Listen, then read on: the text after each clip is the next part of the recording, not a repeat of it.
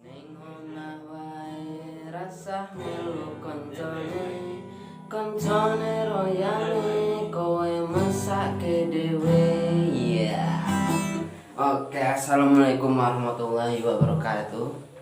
Itu hanyalah sebuah pembuka pengantar saja agar mengingatkan kita kembali untuk di rumah saja, physical distancing dan social distancing. Jangan lupa untuk menjaga diri kita agar kita dapat memutus rantai persebaran dari COVID-19 demi selamatnya bangsa kita, bangsa Indonesia. Iya. Oke. Tujuan saya membuat video ini untuk menyelesaikan tugas UAS, ujian akhir semester mata kuliah Pancasila, pendidikan Pancasila yang diambil oleh Bapak dosen kita tercinta Pak Riza Hamami MSI. Temanya tentang Pancasila, dan di sini saya akan sedikit mengulas tentang keterkaitan antara ormas terbesar di Indonesia yaitu Nahdlatul Ulama dan dengan dasar negara kita yaitu Pancasila. Dan di sini saya akan lebih banyak sedikit mengutarakan tentang pandangan, cara pandang NU terhadap makna dari Pancasila yang sebenarnya. Oke, sebelum kita lanjut lebih jauh, kata guru saya ada istilah tak kenal maka kenalan. Oke, sebelumnya perkenalkan dulu, nama saya Muhammad Alifian Arafa. Nomor induk mahasiswanya itu NIM-nya itu 19030361115. Saya adalah salah satu mahasiswa dari Universitas Islam Negeri Wali Songo. Saya Fakultas Ilmu Tarbiyah dan Keguruan. Saya mengambil jurusan MPI yaitu Manajemen Pendidikan Islam. Masya Allah ya. Terusnya Pancasila itu sendiri tidak bisa lepas dari tokoh-tokoh NU pada saat itu, karena pada saat itu, saat Indonesia akan merdeka, terjadi perdebatan, istilahnya permusyawarahan antara banyak tokoh-tokoh Indonesia pada saat itu. Indonesia ini akan dibawa kemana, akan dijadikan negara apa, negara Islam atau negara sekuler atau apa gitu. Nah, akhirnya Bung Karno menemui salah satu gurunya yaitu Kiai Haji Hasyim Asy'ari. Setelah bermusyawarah dengan beliau, tercetus pemikiran jika negara Indonesia ini jadikan negara Islam, itu tidak bisa, karena Indonesia ini tidak semua terdiri dari orang Islam. Banyak unsur-unsur lain, agama lain, agama Katolik, Buddha, Hindu, atau yang lain. Jadi tidak bisa dijadikan negara Islam. Jika dijadikan negara Islam, akan banyak di pelosok-pelosok sana akan banyak pemberontakan. Nah, akhirnya singkat cerita tercetuslah Pancasila yang akhirnya dapat merangkup semua unsur-unsur yang ada di Indonesia. Jadi seperti itu. Pancasila itu, panca itu 5 dan sila itu dasar.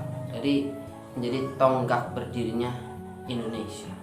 Nah, berbicara tentang pandangan NU itu sendiri terhadap makna Pancasila yang sebenarnya itu, kata salah satu guru saya, beliau berkata, jika kalian ingin melihat makna Pancasila yang sebenarnya itu, kalian lihat pada orang tahlilan. Pada acara tahlilan itu pasti pertama membaca surat Al-Ikhlas yang berbunyi itu kan bunyinya Qul huwallahu ahad Allahu samad lam yalid wa lam yulad.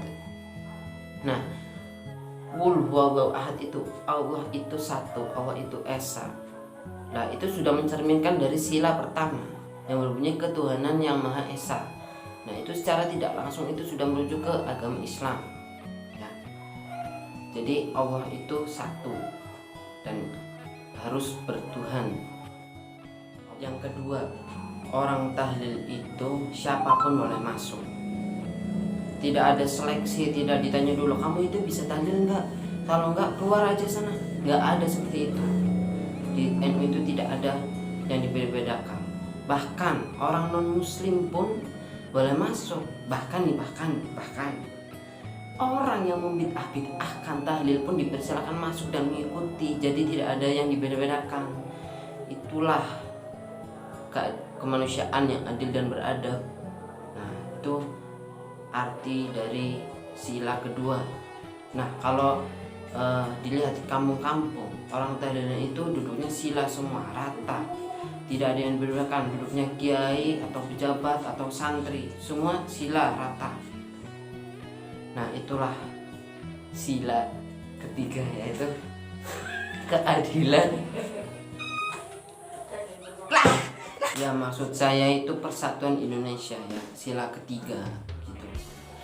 Dan mereka saat tahlilan itu, jika baru akan dimulai, mereka baru akan mencari pemimpinnya. Mereka saling tuding menuding untuk jadi pemimpin. Nah, disitulah mereka mengadakan musyawarah kecil-kecilan, ya, untuk mencari pemimpinnya.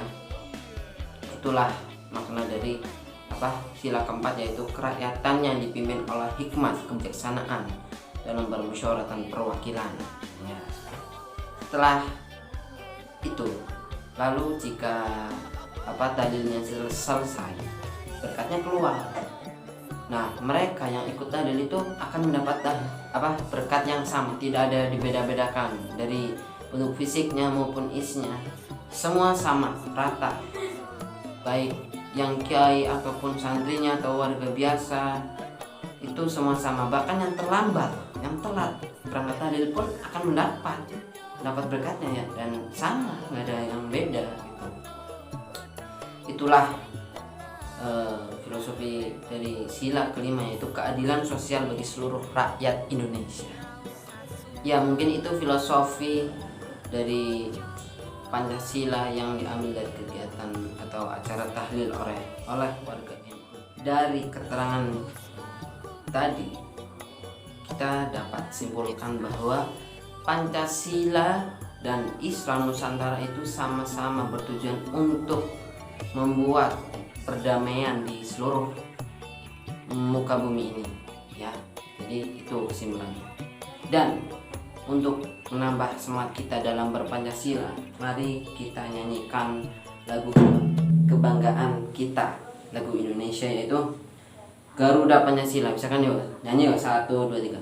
Garuda Pancasila, akulah pendukungmu, patriot proklamasi, sedia berkorban untukmu.